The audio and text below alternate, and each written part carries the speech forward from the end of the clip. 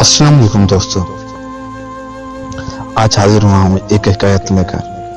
अगर आपको हमारी वीडियो अच्छी लगे तो लाइक और शेयर जरूर करें और हमारे चैनल को सब्सक्राइब करें। चलते हैं आज की वीडियो की तरफ। दोपहर का वक्त था, गर्मी इंतहा पर थी। खलीफा मुआविया बिन अबी सफियान दमिश्क में अपने महल में बैठे हुए थे। महल के दरवाजे से सामने का मंजर साफ दिखाई दे रहा था। दूर दूर तक खुला मैदान था। अचानक खलीफा की नजर एक शख्स पर पड़ी जो अफ्तान और खैजान नंगे पांव कयामत की इस गर्मी में महल की तरफ बढ़ रहा था। खलीफा ने हाजिरीन को मुखातिब करके कहा, जिस शख्स को इस गर्मी में भी इस तरह सफर करने की मजबूरी है, इससे ज्यादा बदनसीब और कौन हो सकता है। हाजिरीन में से एक शख्स ने अर्ज की, अमीरुल मोमिनीन, मुमकिन है कोई हाजत उसे आपके पास खींच लाई हो। खलीफा ने कहा, वल्लाह, अगर ये शख्स मेरे पास कोई हाजत लेकर आया है तो मैं उसकी हाजत पूरी करूंगा। फिर एक खादिम को तलब किया और उसे हुक्म दिया कि वो दरवाजे पर खड़ा रहे और अगर ये शख्स मुझसे मुलाकात करना चाहे तो उसे मेरे पास आने से न रोका जाए। चंद लम्हों बाद वो शख्स खलीफा के सामने हाजिर था। खलीफा ने उससे पूछा, कौन सी हाजत तुम यहाँ लाई है? जनाब, मैं शिकायत लेकर आया हूँ, मुझ पर जुल्म हुआ है, मैं इंसाफ का तलबगार हूँ। अरबी, किसने तुम पर जुल्म ढाया है? खलीफा ने फिर पूछा। उस शख्स ने जवाब दिया, मरवान बिन हकम, जिसे आपने हमारा वाली बनाकर भेजा है, और ये शख्स हमारे लिए वबाल जान बन गया है। मेरे लिए और मेरी बीवी के लिए तो उस शख्स ने जुल्म की इंतहा कर दी है। खुदारा, अपने उस वाली के खिलाफ मेरे हक में इंसाफ फरमाइए। खलीफा ने कहा, अरबी, मुझे अपना पूरा किस्सा सुनाओ। अरबी बोला, जनाब, मेरी एक बीवी थी, मैं उसका आशिक़-ए-ज़ार था। हमारे पास ऊँटों का एक काफिला था जिससे हम बआसानी गुजर बसर कर लेते थे। फिर यूं हुआ कि हमारे इलाके में कहत पड़ गया। मेरी हालत अबतर हो गई और मेरे पास माल और दौलत में से कुछ भी बाकी न रहा। मेरी बीवी साद के बाप को जब मेरी इस हालत की खबर हुई तो वो जबरदस्ती मेरी बीवी को मेरे घर से ले गया। मैंने मरवान बिन हुक्म के पास शिकायत की। मरवान ने मेरी बीवी के बाप को बुला भेजा। उसने मरवान के सामने गलत बयानी से काम लिया और कहा कि मेरी बेटी साद इस मफलूकुल हाल शख्स के पास रहने के लिए रजामंद नहीं है। मैंने मरवान से साद को बुलाकर उसकी रजा पूछने की दरख्वास्त की। चुनाचे मरवान ने साद को तलब किया, मगर जब साद हाजिर हुई और मरवान की नजर उस पर पड़ी तो मरवान को पसंद आ गई और बजाय इंसाफ के उल्टा मेरा दुश्मन बन बैठा। उसने मुझे बुलाकर बुरा भला कहना शुरू कर दिया और मुझे जेल में डालने का हुक्म जारी कर दिया। फिर साद के बाप से तय कर लिया कि वो 1000 दीनार हक मेहर के बदले मुझसे तलाक के बाद साद का निकाह मरवान से कर देगा। मुझसे तलाक दिलवाने का जिम्मा मरवान ने खुद लिया। मरवान ने मुझे तलब किया और साद को तलाक देने का हुक्म दिया। मैंने इनकार किया तो उसने मुझ पर तशद्दुद का हुक्म दे दिया।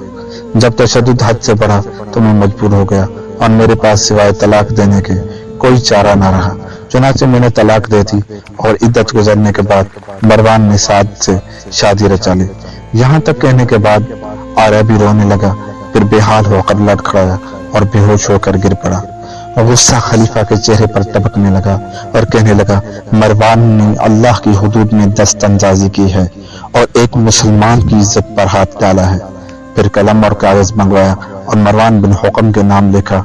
मुझे इत्तला मिली है कि तुमने इस्लाम की कायम करदा हुदूद से तजावुज किया है और अपनी रैयत के एक शख्स पर जुल्म ढाया है। अब तुम्हारे जैसे शख्स को हिर्स और हवस से बाज रखना लाजमी हो गया है। फिर 2 शेर लिखे जिनका मतलब ये था, मेरे पास एक संगीन मामले की शिकायत की गई है जिसका तुम्हें इल्म नहीं।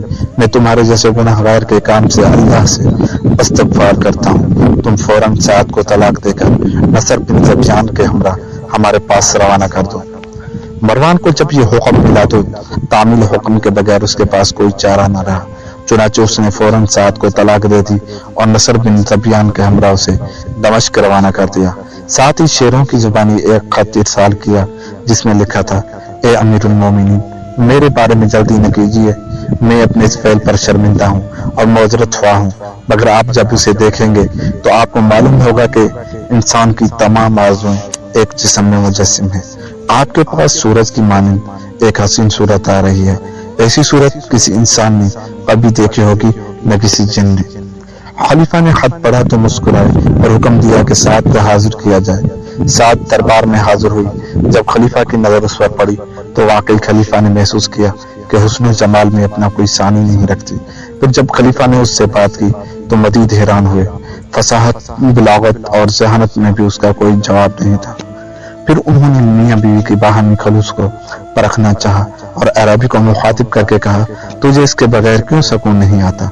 मैं इसके एवज तुझे चांद जैसी हसीन और जमील 3 कनीज़ें अता करूंगा और हर कनीज के साथ 1,000 दीनार का अतिया भी मिलेगा और फिर तुझे बैतुल माल से इतना कुछ अता करूंगा कि तेरे लिए काफी हो जाएगा। और अभी ने जब ये सुना तो चीखा, मरवान बिन हुक्म के जुल्म के खिलाफ मैंने आपसे इंसाफ मांगा था, अब मैं आपके जुल्म के खिलाफ इंसाफ किससे मांगू? खलीफा मुस्कुराए और बोले, तुझे इकरार है कि तूने साद को तलाक दे दी थी? मरवान भी उसे तलाक देने का इकरार है। अब हम साद को इख्तियार देते हैं कि वो जिसे चाहे अपने लिए इख्तियार कर ले। फिर साद की तरफ देखकर उसे कहने लगा, साद अब तुम बोलो, तुम किसे इख्तियार करना चाहती हो और तुम्हें कौन ज्यादा पसंद है? 3 शख्सों के दरमियान तुम्हें फैसला करना है। उनमें से एक है अमीरुल मोमिनीन अपने महल हशम व हजम के साथ, दूसरा है मरवान बिन हुक्म अपने जुल्म व हवस के साथ, और तीसरा है अराबी अपने अफलास और बदहाली के साथ। साद ने शेरों की जुबानी में फौरन जवाब दिया, अगरचे ये शख्स मुफल्लस और बदहाल है, मगर मेरे नजदीक अपनी सारी कौम और सारे अजीजों से ज्यादा बाइज्जत है और ये मुझे अजीज तर है।